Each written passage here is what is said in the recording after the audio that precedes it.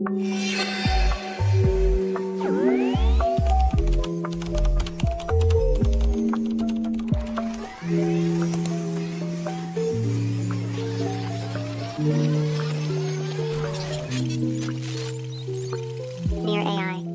What did you ship this week?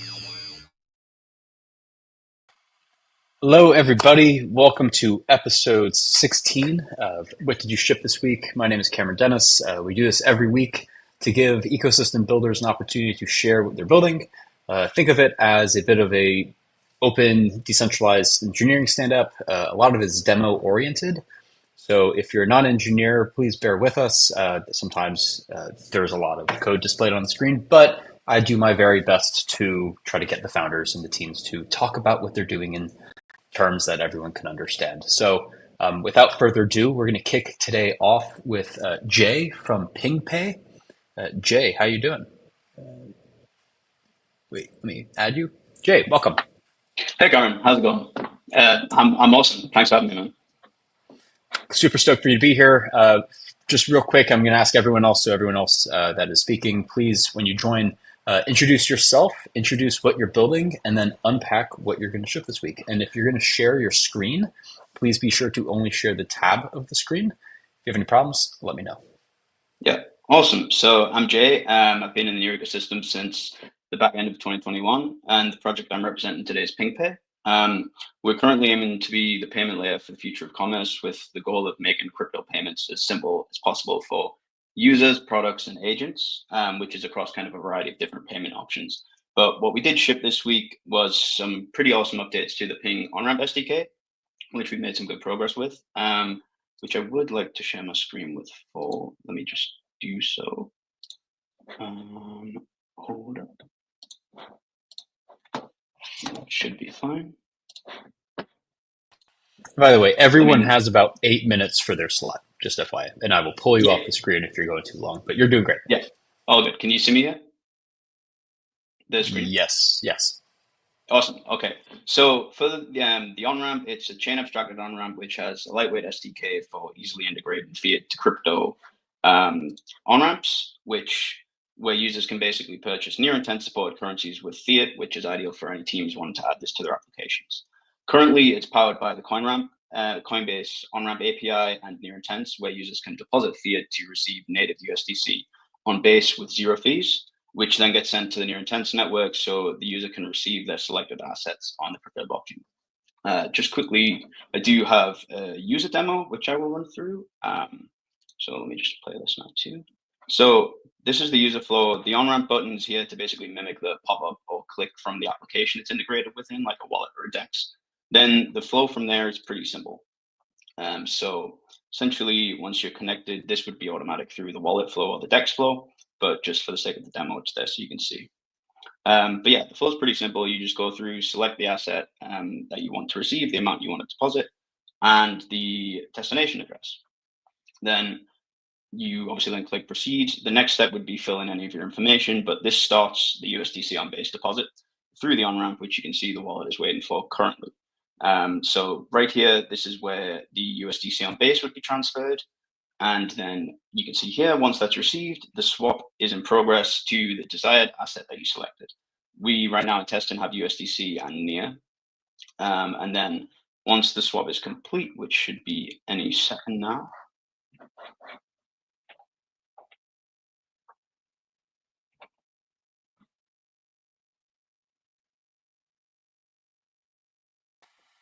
So just so okay, awesome. Cool. Yeah. Go ahead. Yeah, so once that's received, you can obviously see the confirmation of the transaction and then view on the Explorer, or you can see in the wallet here that that's been successfully received. Yeah, go ahead, Cameron. Yeah, so I just want to make sure I understand this correctly. So the user is taking fiat, putting it through the Coinbase on-ramp to get base USDC into their base account, and then, their base wallet address, sending that base USDC to near intents, and then you're able to withdraw any asset on any chain. Is that correct? Yeah, correct. So the USDC deposit address is picked up in the backend, so they don't necessarily need to have their own. That's handled by near intents. So it's essentially just you directly deposit your fiat. The on-ramp handles that. Intents handles the swap from USDC on Base. The reason we do USDC on Base is because that's zero fees. So it's like a pretty awesome way of being able to get minimal fees for the on-ramp from fiat directly in Tense, because Tense has low fees up as well. So that's a kind of super awesome unlock that we've got through the Coinbase API and Near Intense. That's so cool. So just so I kind of putting this all together, like you're pretty much creating a 0% fee on ramp besides the fee you guys might charge and the slippage fee, but like actually turning dollars to USDC on Base is free. Yeah.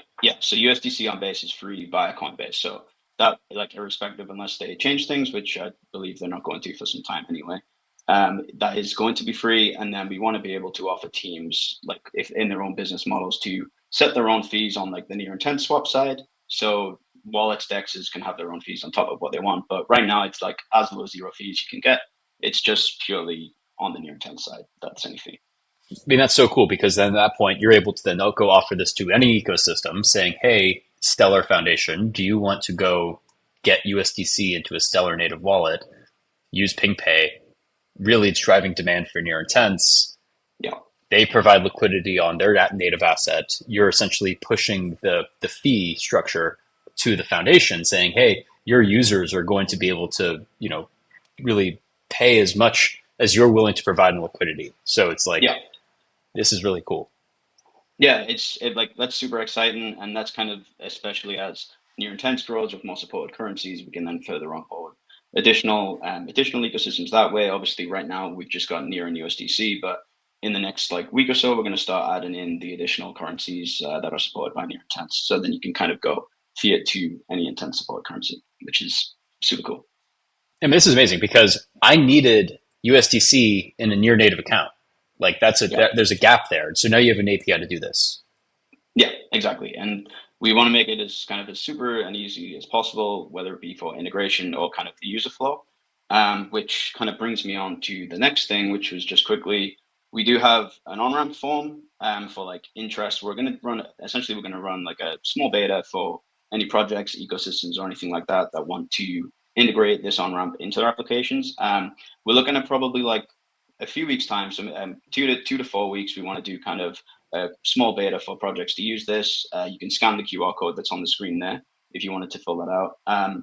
You'll also see at the bottom that there is a demo link, which is on this tab here. Essentially with this, we want to do some feedback on the overall flow of things. So we've removed the step for the on-ramp. It's purely just, you can go through the flow, you can send the USDC on Base yourself to the destinational address that we'll show you. And then you can go through the on-ramp flow, give us any feedback if you want to do so. Just use small amounts. But yeah, that's kind of something that people can do if they would like to. Otherwise, scan the QR code if you're a project, team, agent, anything like that, that wants to use a chain abstracted on-ramp. Okay, this is so cool. I'm excited for a Bitcoin use case. If you can get dollars to Bitcoin into a non-custodial Bitcoin account for whatever fee that PingPay pays plus the charges plus the slippage, and if you can get a lot of liquidity on the USDC to Bitcoin pair, this is like the cheapest way to get Bitcoin in a non-custodial way. Yeah, exactly, and that's why I find it like super exciting, and kind of the core focus of Ping is going to be expanding this on-ramp to be as streamlined as possible for the user and projects. Dude, this is so cool. Awesome, thank you. Amazing. Yeah, anything else you want to add before we move on to the next speaker? No, that's kind of everything for me. Just the beta interest form or demo feedback would be absolutely amazing. You rock. Keep it up, man. Thanks for joining. Appreciate it. All right, moving on to Kent from Agora. Kent, how you doing? Hey, how are you? Doing great. Living the dream, man. So curious, we have not met before. You're one of the few people who I work with all these projects. And so I'm a part of the House of Stake, so I'm quite familiar with the work that you're doing. But for those who might not know you and myself, I guess, please introduce yourself. Introduce what Agora is and what you're doing in the Near ecosystem. Awesome. So Kent Fenwick, co-founder, CTO here at Agora.xyz. We're an on-chain governance and enterprise workflow company. So we are working with Near on building the House of Stake V1 and V1.5, V2, hopefully for a long time. We super excited to be working in the Near ecosystem. We come from, of course, the EVM side. And yeah, we work with some of the biggest DAOs on the EVM world and are really excited to be here for for Near. So that's what I'm going to show you today, some in progress House of Stake V1 work. Awesome, man. Yeah. All right, so I'm going to share my tab here, make sure I got this. Okay, can you all see this? Yes, we can. Great. Okay, so this is what our, so we're going to be taking a group of the House of Stake through this at EthCC.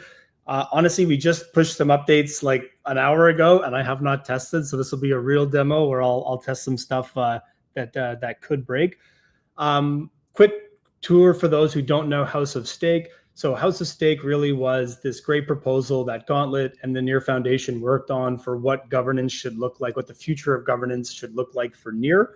And then an amazing team, the Fast Near team, which I'm sure you all know, came in and built the V1 contracts in Near. And what we are doing as our first project with the Near Foundation is building a UI, UX over top of those V1 contracts, and then are going to continue the V1.5, the V2 contracts, and making sure we've got parity there. So this is what the current beta is looking like. So these are all on test contracts. So I'm logged in here. You can see these are different proposals that might be going through House of Stake. So if I click into a proposal, of course, we don't have much going on there, but we can go ahead and vote for this test proposal in the way you would imagine voting for your on-chain proposals. You probably can't see my transactions here with the stream, but I just went ahead and voted here. Let's make sure that settles.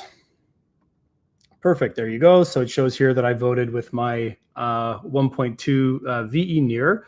One of the most kind of fun parts of this project has been this assets page. So there's a couple bugs here. I'll let you find them. But the idea is making it really easy for you to see which assets you have and how to get those into our VE Near token. This is an accumulative governance token. So you're going to lock this token into a locking contract, and you're going to earn VE Near as you're locking your Near. It also works if you're locking your LI Near or your ST Near, which will be coming. So here you can see that I have 10 Near that I could lock up. So I'm going to go ahead and lock and stake some Near here. So let's say I want to lock 5 Near, and I'm going to get my VE Near. So I'm going to go ahead and lock those. Again, you're not going to see my transactions here. Oh, and of course I did run into an issue. Let me try one more time with a different lock here. And I will do my 5 here. All right, there we go. That's looking good. If you can't see I'm just signing some transactions here. So there, I've locked these 5 Near. So now I've moved those into a lock contract that is going to act on my behalf. If I go next now, I'm able to then choose, am I going to stake and get LI Near liquid stake or ST Near liquid stake? So I'll say I just go here.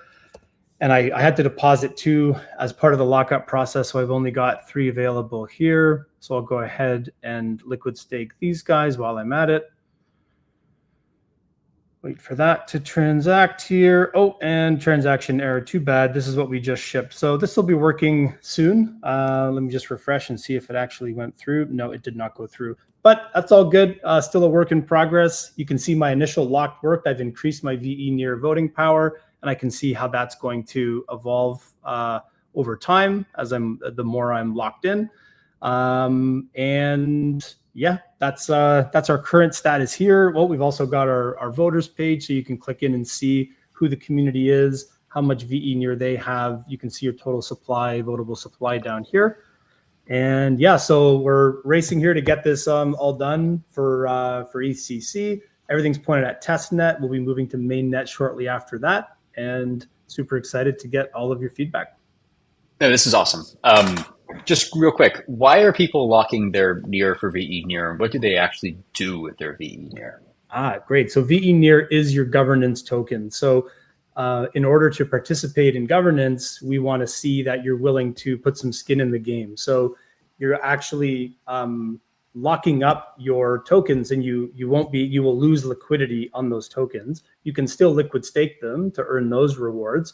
And there will be a reward program for those that participate and lock in governance. but it's essentially using a model of a skin in the game style governance model, the vote escrow VE model. So the goal is to find really aligned near users that want to participate. The more you lock, the more stake you're going to be accumulating as time goes on, and the more influence you're going to have when you're voting on these proposals. So if you want to really be involved in how the House of Stake is going to evolve over time, you're going to want to lock as much near as you're willing to lock so that that stake grows over time.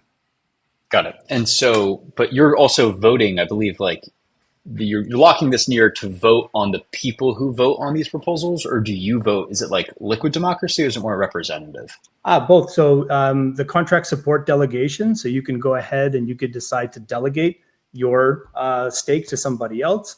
You could go ahead and vote yourself. There will be a suggested endorsed group of delegates that the Near Foundation is hoping you delegate to.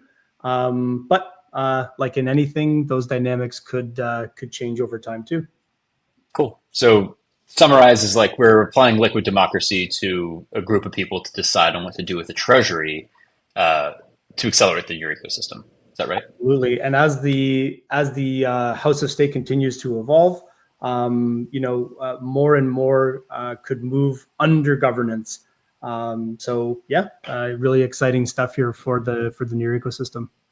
Cool. And I'm kind of playing dumb because I'm one of the delegates, and I'm super excited about this because this is sort of take two of an attempt to decentralize Near Foundation. And I do believe if we're really trying to build the open web, we're going to need a group of community contributors actually deciding on, how money gets spent. So I think this is super cool. This is amazing work.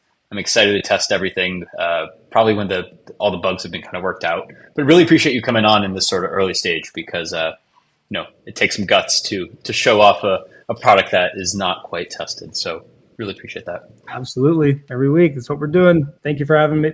Cool, man. Yeah, thanks for joining. All right. Up next, a familiar face to the show. We have Charles from PeerFolio. Charles, are you ready to rock? Yes, sir. All right. Welcome back. Thank you. Yeah, thanks for having me. Of course. So what's going on with PeerFolio? What's new?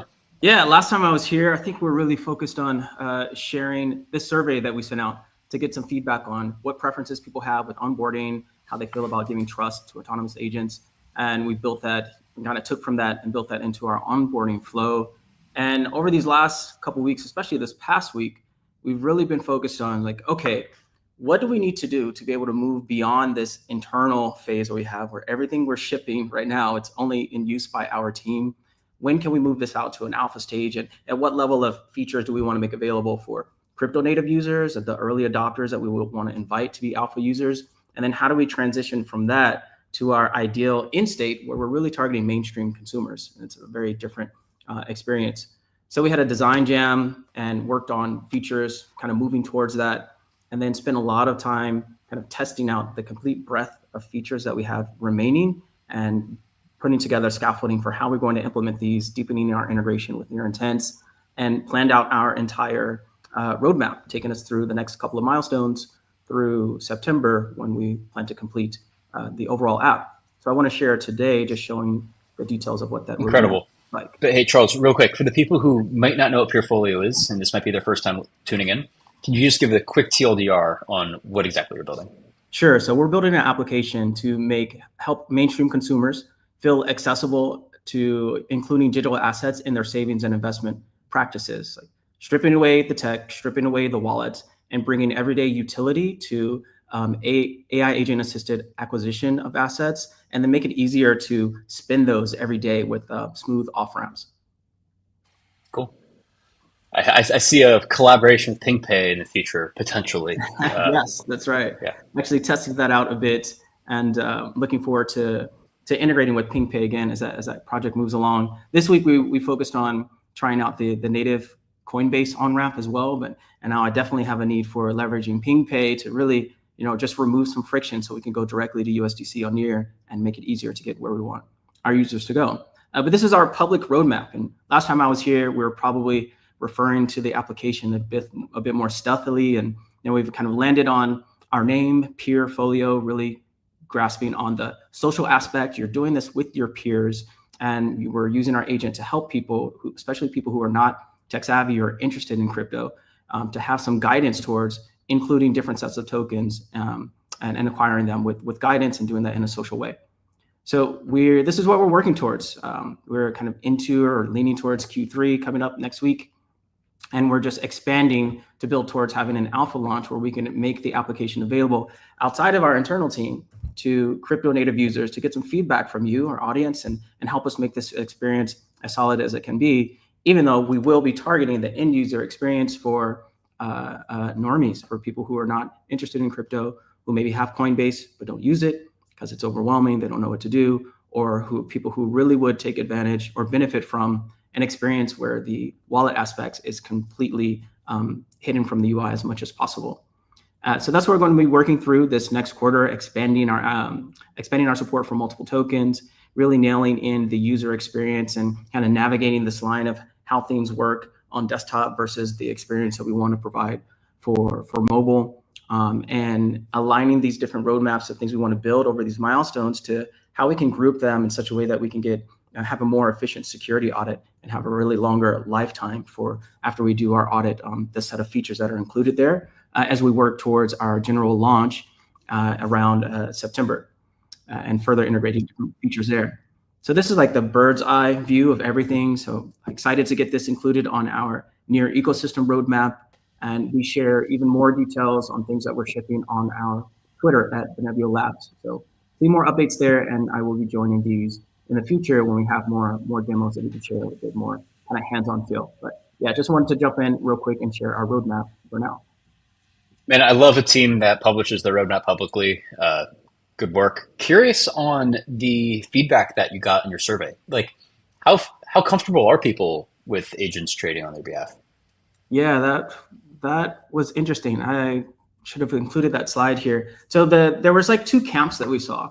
There's a group of people who were comfortable with, we basically had three levels: no autonomy, no trust. I want to manually approve everything that this agent recommends me to do. And the next level was some autonomy. They wanted agent recommendations, but they wanted to set limits on the percentages of their tokens that an agent had access to. And then there's complete do everything for me. I'm happy with the risk, and have the agent make decisions on what tokens to trade within the parameters that you set for conditions. Like when your entire portfolio reaches a certain USD value, let the agent decide on its own which tokens and what quantities of each to swap to USDC to help realize that, capturing that USDC value. And we found that most people landed in that some autonomy place. And then we also allowed them to further customize by changing different aspects of the permissions. So for example, people would choose some autonomy, but then they wanted to enable the agent to continue to trade over the course of the future, even after doing accomplishing one swap that met their conditions, but to continue to trade and recommend changes to their conditions so that they can adjust their goal as their portfolio changes over time. That was the main area that people landed on, that some autonomy. And then there was the no autonomy, but then choosing some options where they did want to see what recommendations the agent would choose, but users wanted to receive a notification to be able to trigger them on their own.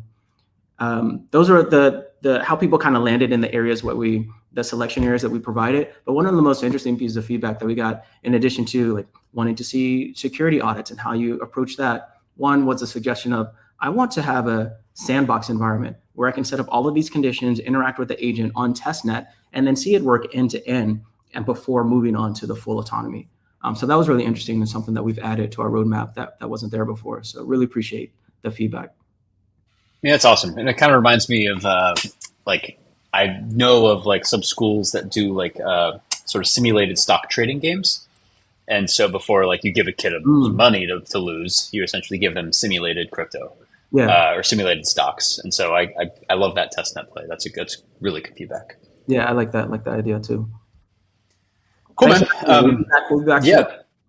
Thanks for joining. Hope to see you soon. Cheers. All right. Next up, we have Bill Shih from Pond. Bill, how you doing? Good. Yeah, thanks for inviting me. How are you? I'm living the dream, man. Quick, for those who might not know what Pond is, please give a quick overview of what you guys are building, who you are and your role, and then what you shipped this last week. Yeah, totally. I think that's actually what I want to present right now. So first of all, I'm co-founder of Pound, Bill Shi, and what we have shipped is what I want to talk about, which is what we do, because it's a whole chapter for us, whole new chapter for us. So let me share my screen.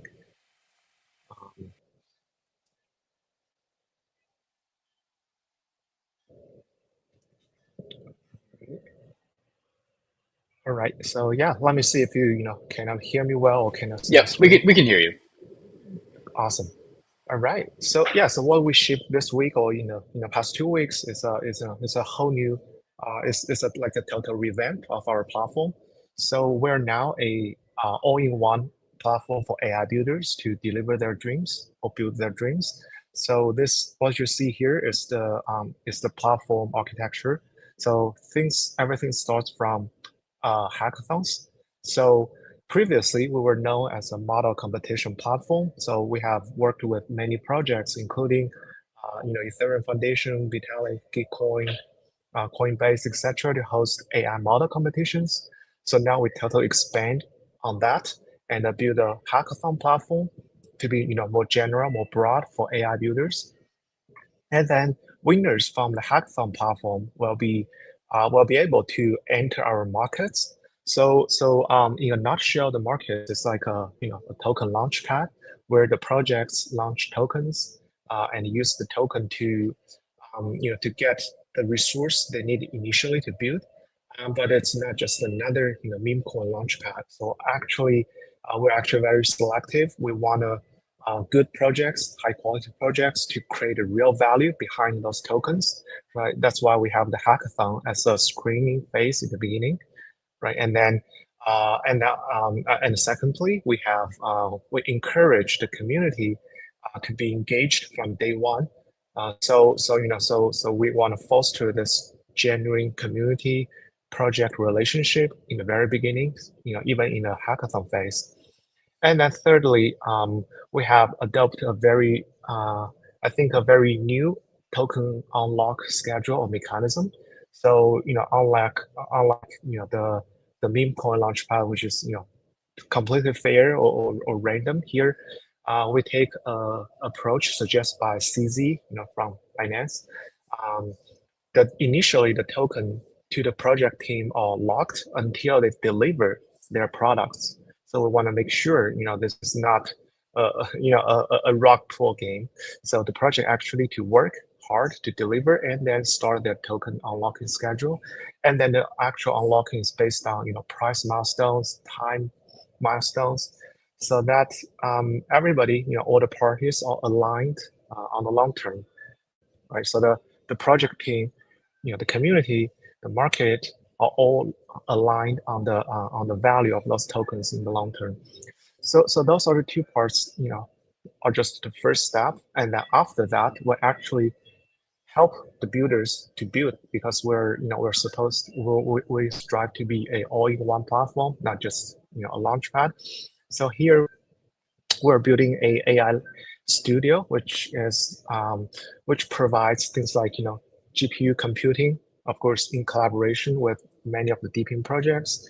We also provide like agent tooling, all these kind of things, data sources, data integration to help those projects to build their product.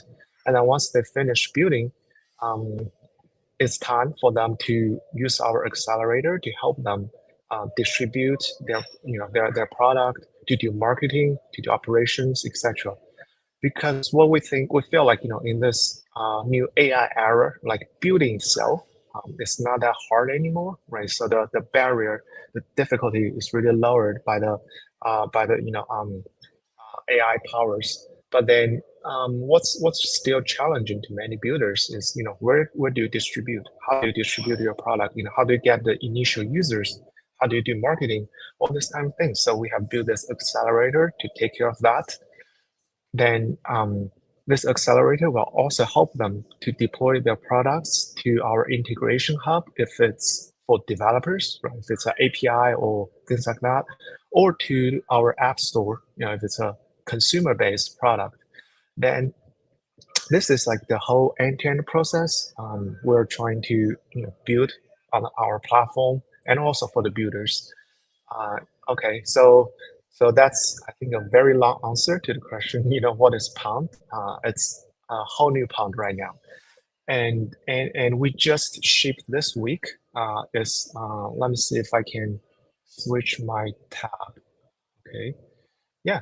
So this week we just launched the first 3 projects on our platform. So Omnix, DAO, Critic, Refinery, and it's the result is very promising. Like the first project, their seeding phase ends in less than 20 minutes. So they reach their target in less than 20 minutes from community contributions. And for all the 3, they all reach their targets in less than, I think, 12 hours on day 1, which is very good news. So now they're in the building phase. So we're dedicated to helping them fulfill their dreams, deliver their target, and also we're building our whole platform to power them through their journeys. So that's what I have today. Phil, this is super exciting. It's seems more of like an ocean than a pond. You're doing a lot. It's pretty significant. Kind of what led you? What were the learnings from like doing model hosting competitions to hackathons? Like, what were the interests from the AI engineers that were training models, and like what led you to then go focus on hackathons? Yeah, that's a great question, because we believe that first of all, we don't limit what type of projects people will build. It could still be a model, it could be an agent, it could be something totally different. The reason we want to make it more broad is that we think that eventually, if you want to build like a 1 million ARR company or whatever, you need like a consumer facing product, right? So if you just have a model, maybe developers will love them and it's a viable product. But if you want to really build something that's consumer friendly, then a model might not be the best. You might need to actually wrap something around it. Right? Like most of the applications today are wrappers on ChatGPT, for example. It's not like totally new, but you need to build a product around it. So that's why we made it more broad. Got it. Cool, man. Well, thank you for joining. Is there anything that you want to say before we move on to the next guest? No. So yeah, feel free to check out our website, and if you are interested in hosting hackathons, feel free to reach out to us as well. Awesome, Bill. Thank you for joining. Thank you. And up next, we have Arto and Matt from Asimov Protocol. I'm going to bring you guys up to the stage. Matt, welcome. There's your screen. How's it going, Arto? Hey, Cameron. GM. So last week you presented a ton of stuff. How the hell did you ship even more stuff in the last week? It's like, yeah. It's Positron. Matt, I think you're muted. Sorry. Yes, unmute. Right. Okay. So yes, we did ship a lot of stuff last week, and probably even more kind of this week. So perfect segue from hackathons. Okay. So for those that don't know us, Asimov is all about verified knowledge, right? Verified, trusted knowledge, especially around AI and LLMs. So last week we talked about Positron, which is our first kind of end user product that allows you to actually use an LLM and presents an MCP server that can interrogate your own personal data. So your Telegram, your email, all that lot. That's all great. But trying to do demos of that and research on that is a little bit tricky because it's personal data, right? And the whole point about Asimov is that it keeps that personal data local. So we needed something to kind of test, okay, more public data. And speaking of hackathons, we then took the opportunity to use a Google hackathon, actually 2 Google hackathons around AI that were going on to build something. So as you know, I'm based in Barbados. My eldest daughter, Katie, is back in the UK. She's an aspiring developer, moved over from education to tech a few years ago. And so we took this opportunity to work together on building something using the concepts from Asimov. So we created a thing called Uheardem. And what Uheardem does is it takes all of the hours and hours and hours, about 8,000, I believe it is, hours of video recordings from the Barbados Parliament sessions and builds a knowledge graph of them using all of the concepts that we are doing in Asimov, and gives you an AI in which you can then converse with them. So you can go to the site, it's live at the moment, youheardem.com, and you can ask it a question. So what's happened recently about the economy? And it will come out and give you information here, and even a direct link that you can click on that will take you to the YouTube video, to the exact point in the video where the point was made. Now, one of the great things that we sort of learned out of this was, as you can see here, when I've asked about recent stuff and it's come back and it's talking about 2023. So one of the things is that it hasn't got that good a appreciation of sort of temporal awareness. And also I can actually, there's a sort of a hidden command here where I can bring up the knowledge graph behind the scenes. So the next iteration of that, we are actually using something that's going on in the background here, which is doing deduplication of entities in the knowledge graph using AI. So it's going through here and saying that, for example, independence is the same concept as constitutional independence. Previously, it treated them as two separate things, whereas here it's saying, actually, no, those are the same concept together, right? So if I go and ask exactly the same question on the version that we have now in development, then it'll come up and show here, as it works away here, much more recent stuff. So it talks about 2025. And like I said, I can click on there and it'll bring you straight up to the video in which they talk about it. And not only that, the knowledge graph is much richer now and much better connected because we're deduplicating. So we've gone from an average of about 1.5 relationships per entity to about 3.5 relationships per entity on average here. So that's what we've been working on. Launched that this week. Actually launched it on Father's Day, on Sunday, Father's Day in the UK with my daughter. So that was really cool. In parallel to that, Arto's been working on a whole bunch of other stuff. So I will pass on to him to talk about that. Thank you, Matt. Indeed, the way we split efforts is that Matt is our pioneer. He's out there in the jungle with his machete and you know, making that path for us. And then I and our engineering team, we follow and we lay down the road. So that's maybe as a metaphor useful. Now, we have a big week coming up next week. We are going to roll out the Asimov platform. So I'll give a bit of a sneak preview just for our community on this stuff. There is a so there's a GitHub. There is a Twitter handle you can follow. That's Asimov_platform. There's a website in the works that will be available shortly. Hope that comes through. And we have begun to roll out things like, for example, the specifications that underlie the protocol and the platform. So this is already live at Asimov-specs GitHub IO, but not all the specs are there except the stubs. But some specs are already fleshed out. So these specs will describe everything that we're doing and why it matters. I could show here a bit of a brief live demo preview, since live demos are the name of the game. So let me just get the terminal hooked up here. There we go.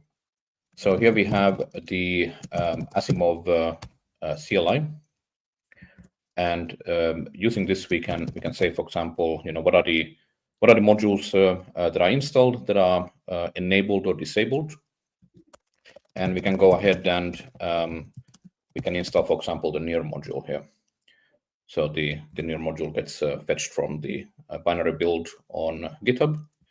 We can install other modules like you know, data providers that would let us pull a great variety of data sources, and then we can basically do what you know, we talked about last week, Cameron, which is we are resolving particular URLs into which module will handle this URL based on the URL protocol. So in this case, of course, near, but also based on things like URL prefixes and patterns. So with this, we can check that we have modules to handle some variety of data sources here. And in one case, for example, the Google search results, if you wanted to get those, we have even two modules that can, two data sources that can handle that variety of data sources here. What's happening here? Playing video in the background. If you want to get those, is it from me or you? Two modules.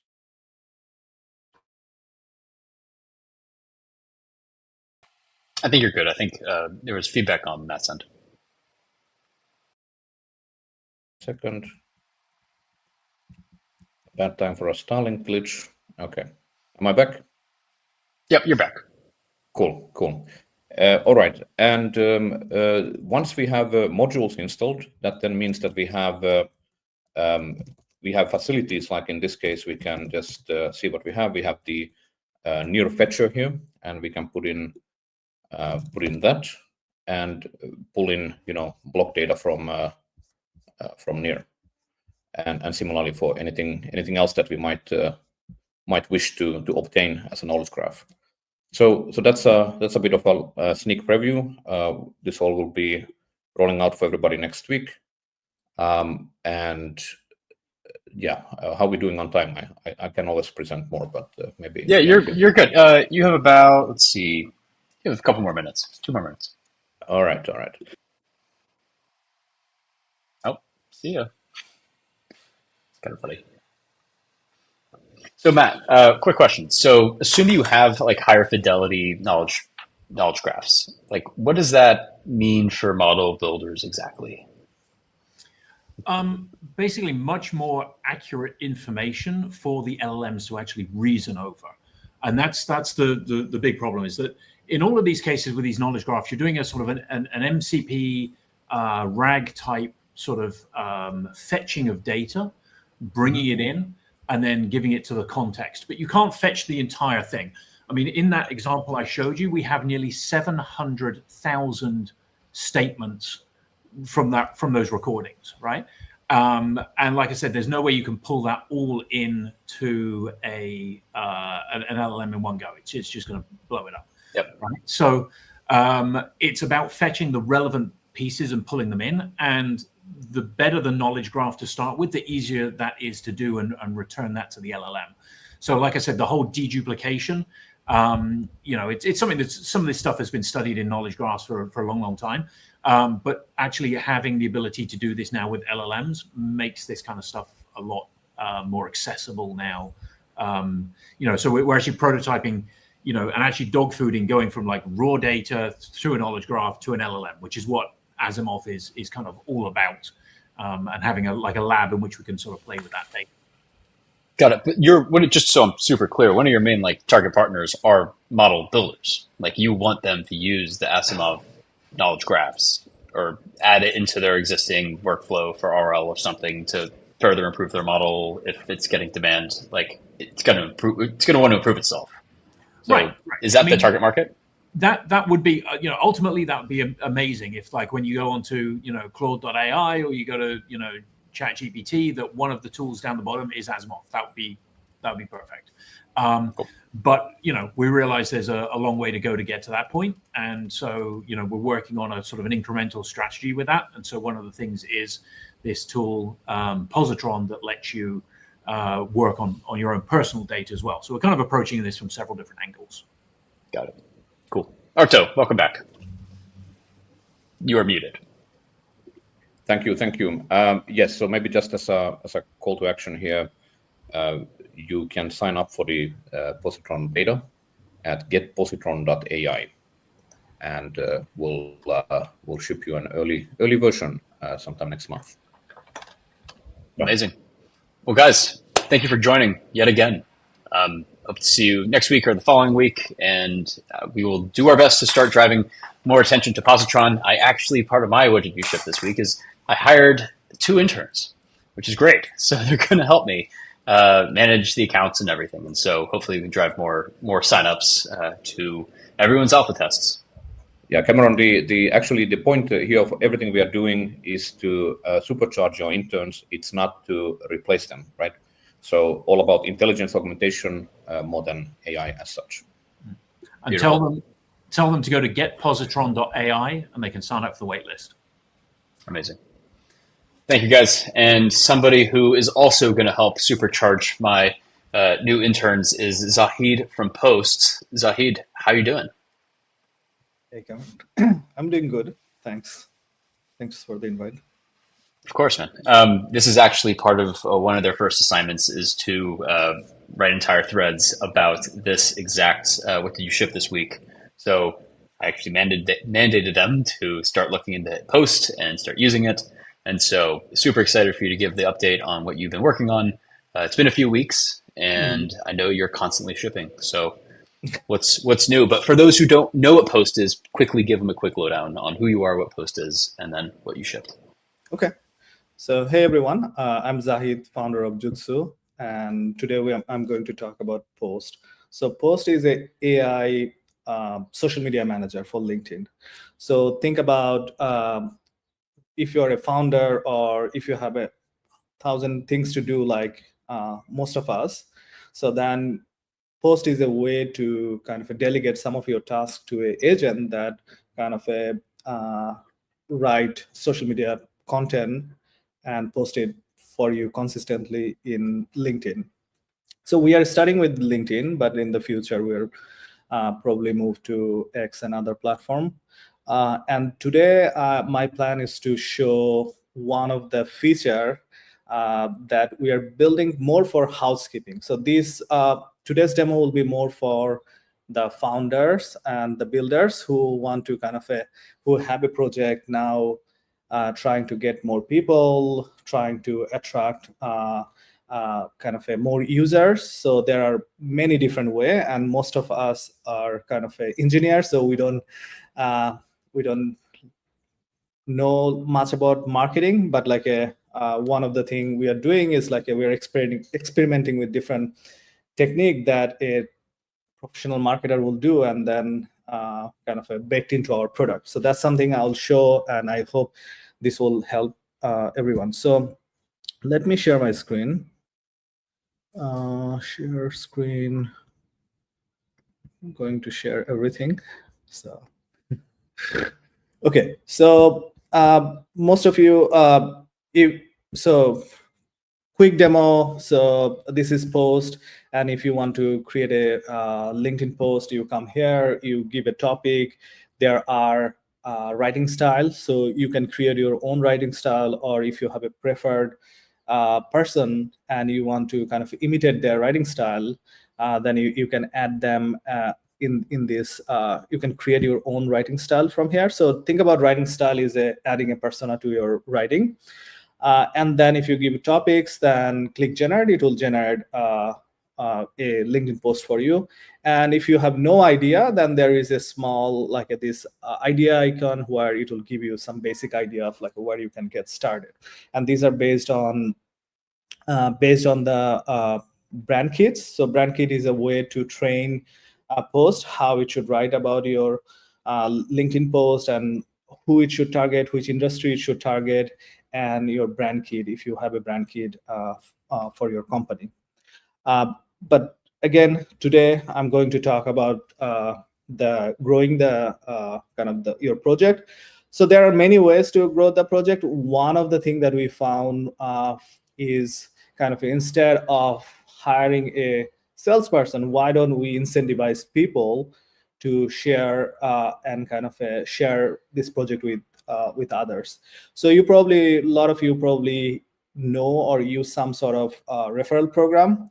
But unlike most other team, we always love to build our own. So we end up building our own kind of a referral program. So like if you go to your kind of settings, then you will see there is a referral code. And then this is the referral code if you share with others, and when they sign up, so they get 1 month post free and you get 1 month free. And you can see, and we internally track all these things. So this is something we build internally to figure out or to explore how to build a great referral program. The other thing we did, so referral program are great for kind of a user sharing with other user, but sometimes some of the product you need micro influencer or influencer to share your product, and then a lot of cases influencer are not happy with just getting 1 month free. Maybe there is a monetary incentive. For that, we added something called coupon management, where coupon management is basically, let's say if I want to, I'm an influencer, and if I want to share this link with this community and want to track and allow them to get, let's say, 90% or 80% discount, then I'll be able to kind of create a coupon, and then internally we'll kind of keep track of how many people are kind of signing in, how many people are subscribing. So this is also a great way to kind of people who are managing, let's say, their intern, and then they want to kind of more quantify, like, okay, so they want to derive, let's say your goal is to derive 100 people to this platform. And then now if you create a kind of a coupon and then let them share this link, and then you will be able to know and track, like, okay, how many people are kind of coming into the platform. So if any builder want to kind of learn or interested about kind of how do I create a referral program in our platform, just send me a message. I'm happy to kind of sorry, there is a alarm testing. Yeah, man, you should go. Is it testing or is it? Is it a testing? Yeah, it's a testing. Okay. I can assure you it's a testing. It's since morning they're doing it. Okay, so so this is like a for referral program, and then the next thing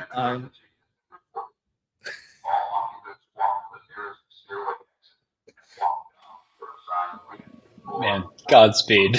I mean, I'm assuming you've been dealing with this all day long, so yeah. Yeah. So Okay. So the last thing I would say, like, what we are building is, I think I discussed with you, Cameron. So can you hear me, or like it's? Yeah, I can hear you. It's a little distracting, but I think it's more distracting for you than for me. Okay. So the thing that I'm kind of we are working right now is we discussed with you, Cameron, where if you are a organization and when you post something, then you want a predictable way for other in the organization to share, amplifying this message. So we're kind of building two things. One is a AI simulator where before you post something, you will be able to see like how it will influence different group of people based on the persona, because the AI agent will have a different persona based on different profile. And then you get an idea of like how AI kind of see your post. The next thing will be if you have a team, when you post something, and they will get a notification, and they can delegate, but like the point is they will be able to quickly comments and likes. So a lot of time what happen is like even Jutsu, we post something, our people don't get a message in the LinkedIn, so message doesn't really amplify. So it's a way for organization to amplify their message without paying so much money to LinkedIn. So that's something we are working on. That's great. I'm a huge fan of like community or like team led marketing. Is I'd say something that's really important. Ecosystem led in the example of Near. But this is super exciting, Zahid. Is there anything that you want to close with? Yes, one thing, like if you want to use, just go this link and kind of so if you see this link, yeah, so scan this link to sign up for post and kind of yeah, give us feedback. Awesome. Thank you. Well, thank you as always. We'll have feedback for you, and that concludes this week's episode of What Did You Ship?